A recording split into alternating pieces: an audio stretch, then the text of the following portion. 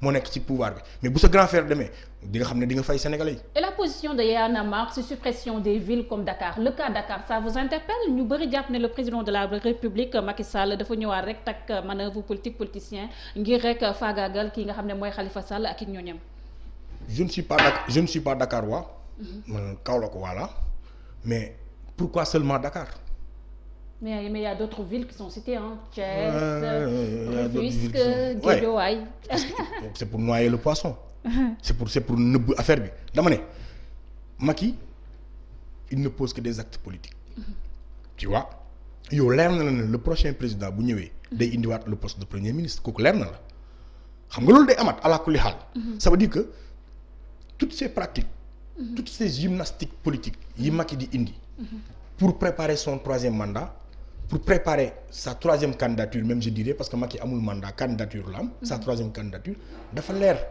c'est maintenant c'est aujourd'hui mais cette question-là quelle a été la décision des associations des maires du Sénégal. association des maires du Sénégal lan moo ci seen décision. sur cette question-là seen président bi de moom il a déjà tranché. seen président bi du mooy Aliou Sall. Aliou Sall waaw moom laa la wax. nee na c'est légitime. non moom laa la wax association des maires du Sénégal nañ ci addu mooy premier aspect. nee na il est pour. président bi moo wax. mais maire yi waxuñu. président bi moo wax mais président bi moo coiffé aussi. non président bi moo wax est-ce que ñoom def nañu réunion def instance def waxtaan def nangam ak nangam ba déggoo ko ci kàddu. loolu je ne le pense pas. D'abord c'est ça la première question et la deuxième question c'est au Dakarois de régler cette question. Dakarois yi bés bu ñu seetaanee Macky Sall fooyee leen ñoom ci sur cette question là ma xam ne ñoom la jàpp na seen maire bàyyi na ko léegi ma ngay tas maire yi ba ak nangam ak nangam il faut qu'on règle cette question là maintenant man lépp lu Macky Sall di teg comme ay plan wala ay stratégie pour mun a toog. pour troisième mandat moom la. mais troisième mandat moom du ko am. kooku mënu ko am du fii du fee du amul fu mu ko mën a jaar su ko neexee mu deal ak Idrissa Seck su paree teg fi Idrissa Seck pour peut-être protéger sa famille sa dynastie bu ko neexee mu beneen candidat Modou Ndiaye ou Pathé Cook il en a le droit ndax Macky ak Idi ils se sont réunis pour que Idi ñëw nekk le candidat de l'APR en 2024 loolu garaaw parce que du Macky keneen la. loolu garaawul c'est pas méchant. mun na nekk. c'est une formation politique bu mën a nekk loolu garaaw mais Macky Sall moom dootul doon président Sénégal léegi c'est que foofu la question bi nekk. il faut que tout de suite ñu jóg nag jël ci ay mesures c'est ça. ñu jeexalee ak seen combat bi ngeen entreprendre au niveau de Y'en a marre yow nga fës si trop par rapport ak libération ki nga xam ne mooy Assane Diouf ñu tegoon ko loxo depuis mois de juin muy xaar jugement ba tey moom na li ñu ko tegoon loxo mooy wàllum inciter à la violence offense au chef de l'État ak it ay chef de culte yéen wu tax ngeen choisir porter le combat de Assane Diouf aussi. non il faut comprendre que Assane Diouf nous pensons que. li mu def muy saaga. amul kenn ku ci ànd. voilà saaga. là il faut être clair. kenn bëgg ko. kenn àndu ci. peut-être que c'est sa méthode. mais ñi nga xam ne jege nañ ko. ay jegeñaale ñi ngi leen di ñaan ñu waxtaan ak moom ba mu bàyyi saaga yi parce que li muy wax amal na njëriñ Sénégal. boo ko xoolee au fond. mais xëy na saaga yi dina ko indil ay manquement ak ay gilaawaale ci ginnaaw. moo tax ñun loolu dàmbale dama ne cautionné wuñu saagaam. ànduñu ci saagaam mais est-ce que dafa saaga rek moo tax injustice day tegu ci kawam ñu nangu ko non Assane Diouf waruñ koo téye di ko yóbbu instruction flagrant délit la war a yem mais dafa saaga am nga tous les éléments ku toog saaga ci internet bi nëbbatuwul di éléments yaa ngi noonu instruction kay mooy lu war a am enquête ci ginnaaw xool nu mu demee naka laa ku ca bokk ku ca bokkul. même forme de détention bi sax. mais moom laa lay wax mais ils ont violé ces lois ces droits du début à la fin. tëj ko yóbbu ko instruction c'est pour le foutre au ñuuf le plus longtemps possible. parce que loolu flagrant délit la ci ñetti fan waroon nañu statuer ci kaam. tëj nañ ko ou tëjuñ ko. maintenant nous demandons à ce que qu'on libère cet otage.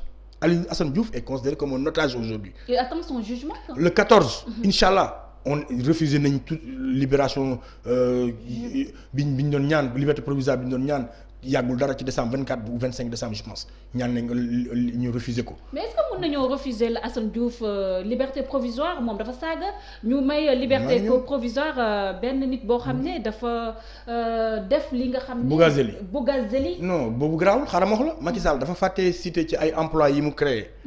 les insulteurs agréés de l'État. Ah bon? Macky il a créé un emploi qui s'appelle les insulteurs agréés. ay Souleymane Jules Diop ay Yakham Mbaye ay Moussa Cissé Lo ñoom dañuy taxaw di saaga sénégalais yi nii du leen fekk dara Moustapha Cissé Lo au-delà de saaga sénégalais mais dafa saaga sax la reconstruction de notre république par rapport ak Sénégal ni mu amee woon un problème en son sein. muy dans le sud muy en Casamance.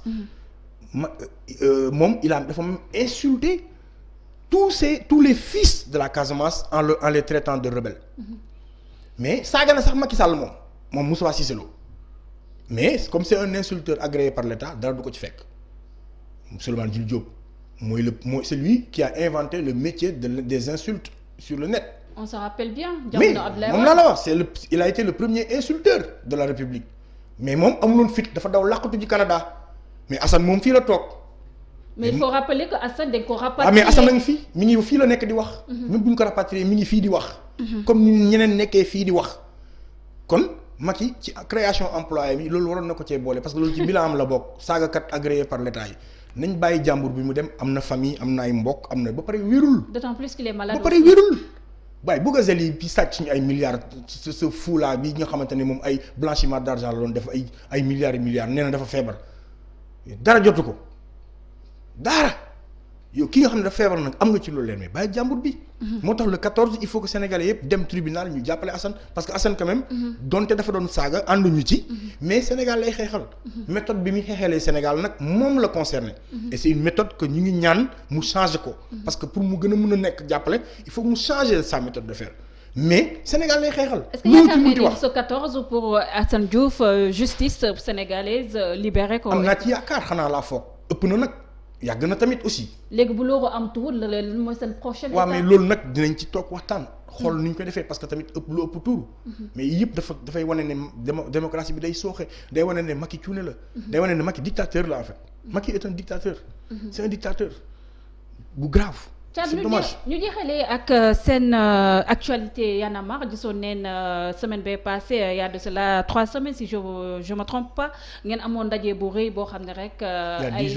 il y a 10 jours ay mouvement yu féetoo un peu partout en Afrique ñoo ñëwoon fii rek au niveau du Sénégal ngir rek mën a yaatal lépp rek loo xam ne ñeel na wàllum démocratie 3e mandat ak lépp rek loo xam ne ñeel na wàllum éveil citoyen yéen ngeen nekk mouvement clé par rapport à ce mode de lutte.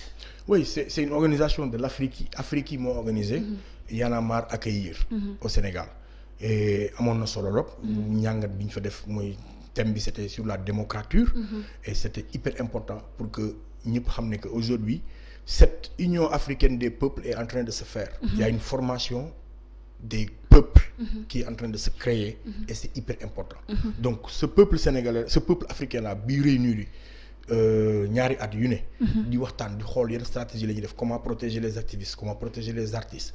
naka la ñuy fexee kii lan moo baaxul ci suñu constitution yi lan loi yi 3e mandat yi sécurité la c'est toujours bon. c'est toujours dans la construction du panafricanisme c'est toujours dans cet espoir d'avoir une union africaine.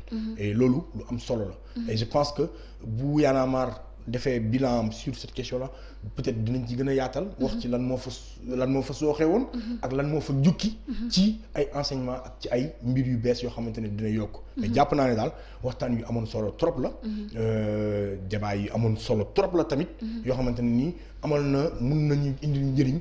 ci jiir yu gàtt bu ko suñu autorités yi àddoo ci li nga xamante ne moom mooy la volonté des peuples africains. surtout par rapport aussi ak li rek lépp rek loo xam ne ñeel na wàllum boole pays africains yi nga gis ne dañuy am sax problème de mobilité entre africains et ça mais aussi ça pose problème. il est plus facile de voyager en France que d'aller au Congo. Ouais. Donc c'est grave. loolu lu grave la parce que frontières yi parce que réalité yi parce que cherté billets yi. parce que y a plein de parce que donc Afrique. Le mal est profond. Et aujourd'hui, même si sur la question de monétaire, débat yi amoon na ci et tout. ñun Africains yi en tant que les peuples lan lañ ci quelles sont nos attentes et comment nous comptons approcher parce que lu am solo la. quand nos présidents se réunissent ci benn instance bu tudd Union africaine. duñ fa waxtaanee dara. tëdd ci hôtel yi la ñuy def ak taxawaalu. mais au moins que les peuples ñoom. puissent se retrouver pour waxtaan. ñoom waxtaan sur les véritables questions qui intéressent les peuples africains et c'est ce qui s'est passé. amoon na benn question bu mu omettre par rapport à ce cas Assane Diouf bi ñu bëri dañuy def rek benn rivalité entre yéen ak kii nga xam ne mooy Guy Marius Sagna de Frapp France Dégage ñu gis ne aussi dans cette histoire d'Assane Diouf gis neen ne yéen ngeen ci liggéey ak kii nga xam ne Guy Marius Sagna donc mun nañoo jàpp ne carrément vous avez de très bonnes relations. mais rivalité dans quel sens? man yaa ma ko yëgal man yëguma benn rivalité. bon nit ki dañuy wax ne fu mu toll nii yanamaristes yi dañoo embourgeoisé wu. léegi fu mu toll nii les gens de Frapp France Dégage en l'occurrence kii di Guy Marius Sagna moom la ñuy gën a gis au front. mais non ça loolu waxu dof la. voilà loolu c'est un débat pour entretenir ay trucs pour mettre ay détails. Guy on a aucun problème ñun Y'en a marre on a aucun problème avec aucune autre structure au Sénégal. amul ñun benn problème lañu am muy Macky Sall. voilà ak jafe-jafe réew mi. Guy Frapp c'est un mouvement que nous respectons c'est un mouvement qui fait des choses. bokkuñu ligne directrice. voilà bokkuñu ligne directrice ñun dañu am ni ñuy doxee ñoom ñu am ni ñuy doxee. mais sur des questions qui intéressent les Sénégalais on se retrouve ensemble. et c'est de bon augure. il faut que ñun débat gis nga cette question là il faut que les Sénégalais arrêtent. d'essayer de nous mettre en mal avec des frères. voilà. Arrêtez de nous mettre en mal avec des gens, avec des frères. On n'a aucun problème avec qui que ce soit. Et lépp lu waay di def pour muy njëriñu Sénégal. voilà soo ko sumbee. ñu ñëw doolee ko ci. suñ ko sumbee woo nañ